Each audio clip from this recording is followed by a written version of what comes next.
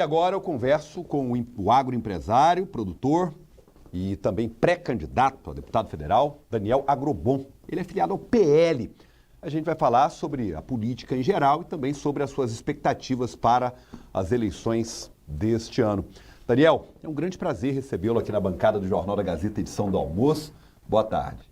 Boa tarde, Thiago. Boa tarde, amigos da Gazeta. Um prazer é todo meu, Thiago, estar aqui com você hoje, poder falar um pouquinho aí da nossa trajetória, né, dos nossos projetos futuros. Muito bom estar com você aqui nessa tarde. Bom, eu queria começar esse nosso papo falando sobre as demandas que são enormes de quem vive da terra, de quem vive de produzir. Talvez essa classe seja a que menos pede para os governos em geral, seja a que mais oferece e a que menos é ouvida. Por que isso acontece, na sua opinião, que tem lá no seu dia a dia essa experiência?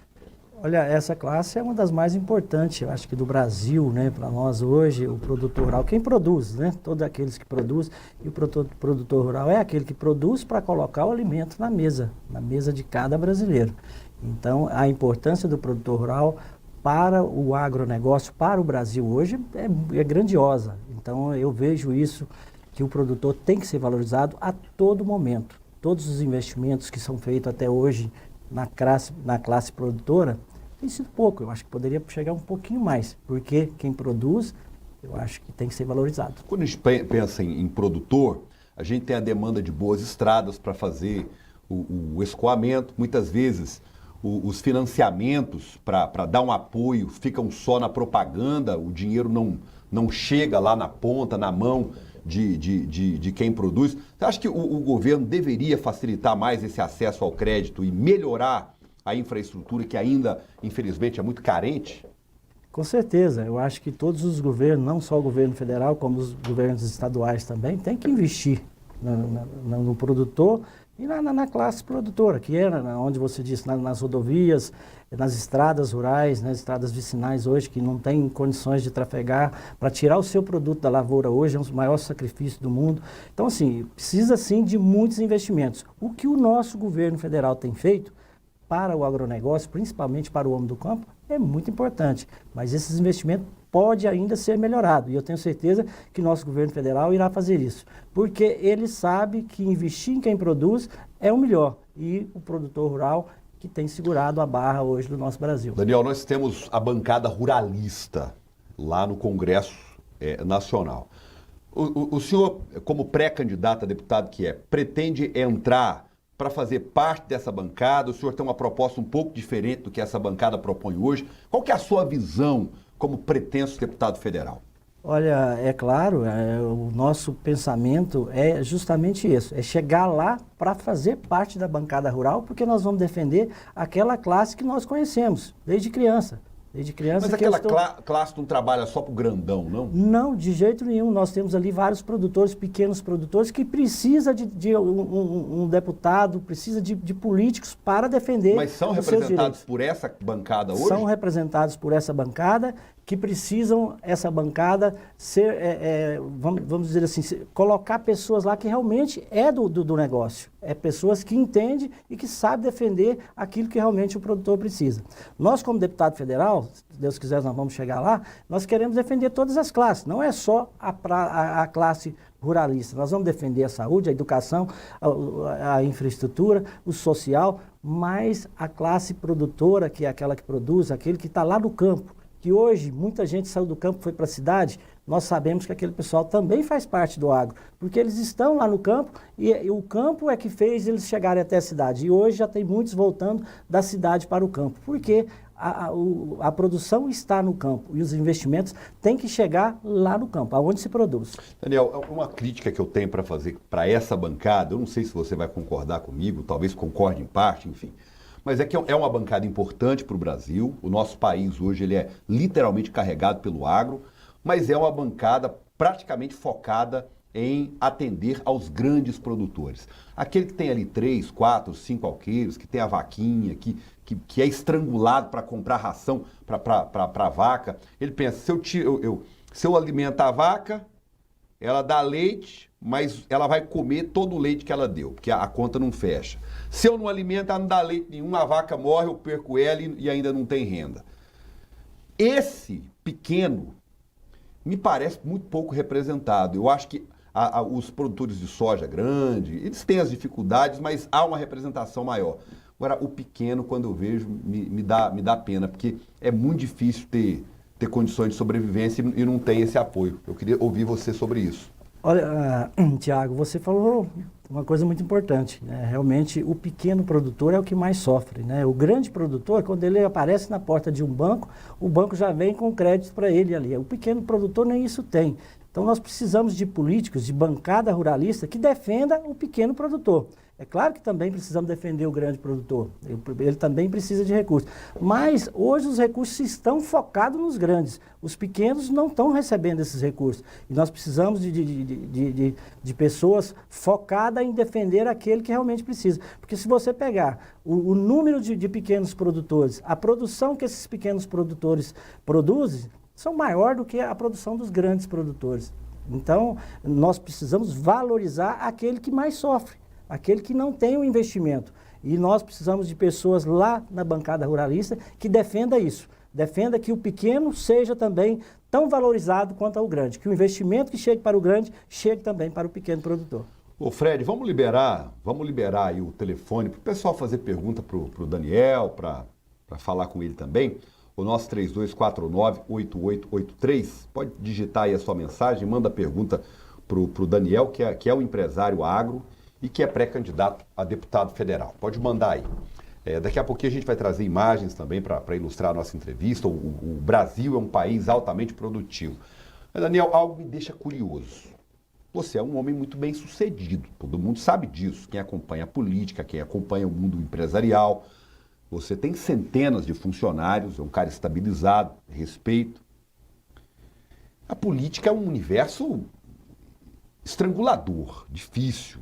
Gasta muito para entrar, às vezes a pessoa assinou a ficha de filiação, já ganha a fama de ladrão.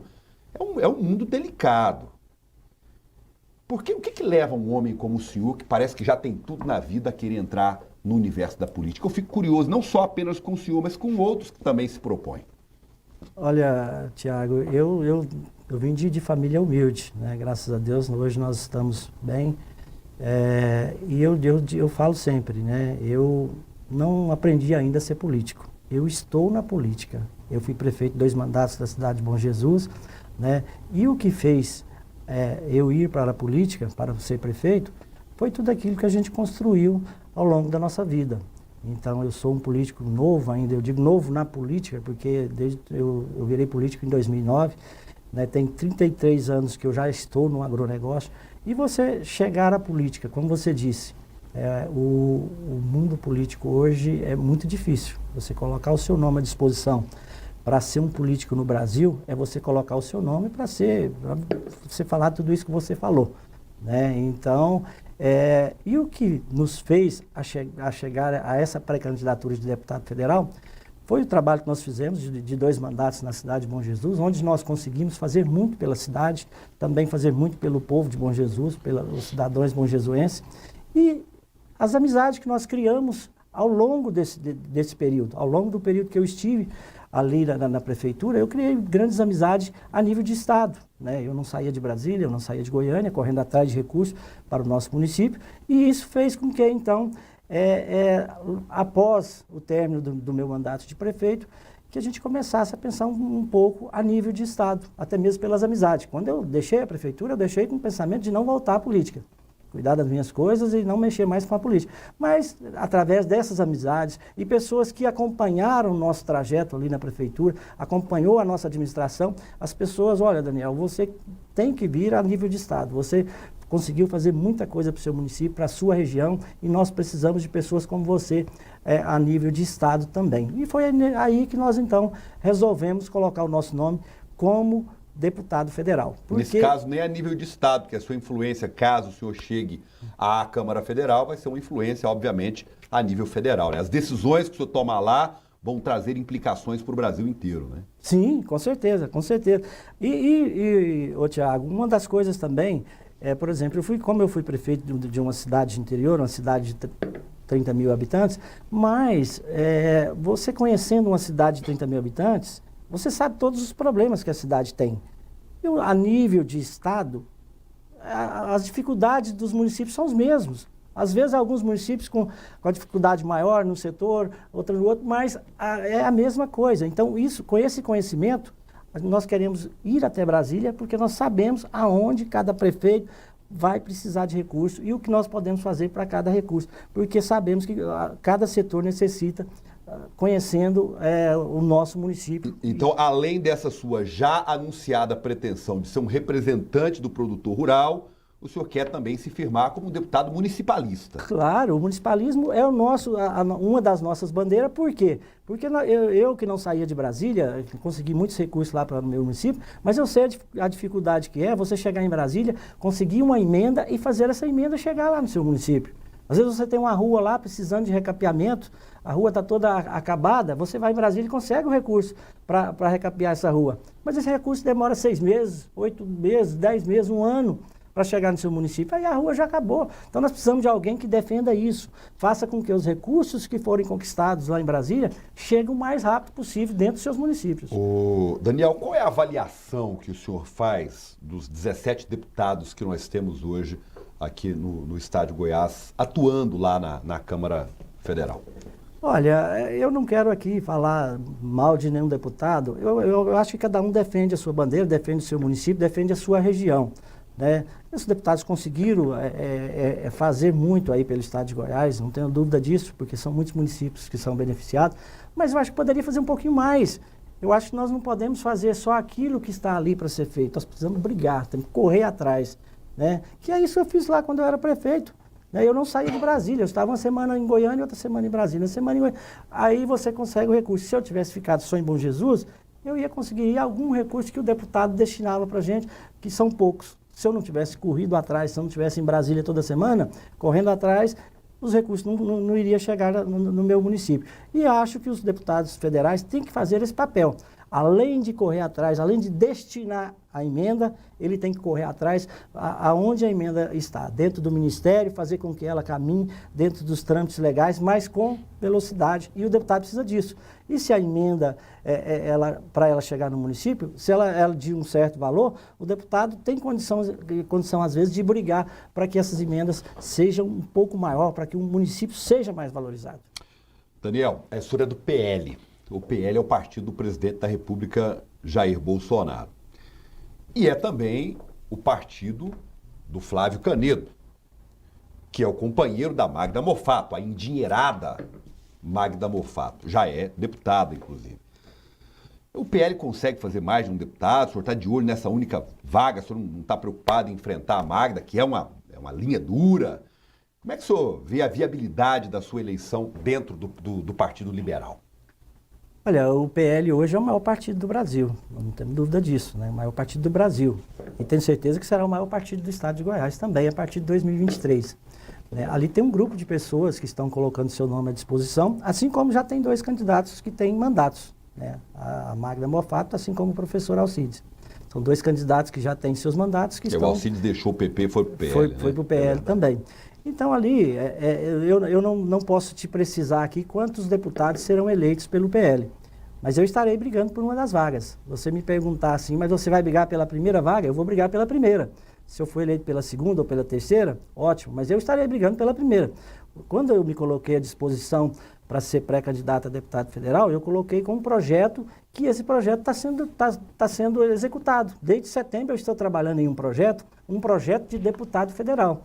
E isso eu trabalho a nível de estado, são 246 municípios. Eu fui prefeito de um, mas estou trabalhando nos 246 municípios, mostrando o meu projeto, mostrando aquilo que eu fiz em um município que eu tenho condição de fazer a nível de estado. Então é isso, eu estarei brigando pela primeira vaga. Se eu for eleito pela segunda, terceira ou quarta, que eu não sei quantos nós vamos fazer ali dentro do partido, eu estarei muito feliz. Eu quero representar o estado de Goiás, poder fazer aquilo que nós iniciamos fazendo como prefeito, que eu sei que, como deputado federal, poderia ajudar muito os prefeitos que estarão na atividade. Ô Daniel, cada profissional tem a sua matéria-prima de trabalho. O pedreiro tem lá o tijolo, tem o cimento, a areia, enfim. O senhor lá nas suas propriedades tem lá o adubo, a semente, né? Precisa da terra boa, tem o trator lá para... No meu caso, como jornalista, apresentador de rádio e televisão e cientista político que eu sou, a minha matéria-prima de trabalho, uma delas pelo menos, é a política. Eu preciso respirar isso e viver isso intensamente. Então, como eu acompanho muito de perto, inclusive, as efervescências dos bastidores, eu percebo que o seu nome já está efervescente, assim, de 2 meses para cá, sua pré-candidatura ganhou um corpo interessante, no mínimo.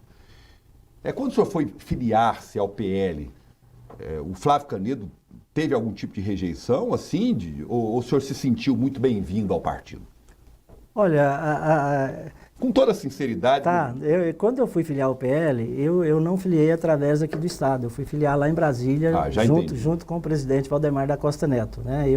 Houve vários fatores que fizeram eu ir para o PL, entre elas amizades, e também por ser do agro, e o nosso presidente nacional, o presidente Bolsonaro é do PL e tem uma força muito grande do agro. Então foram vários fatores que fizeram eu ir para o PL.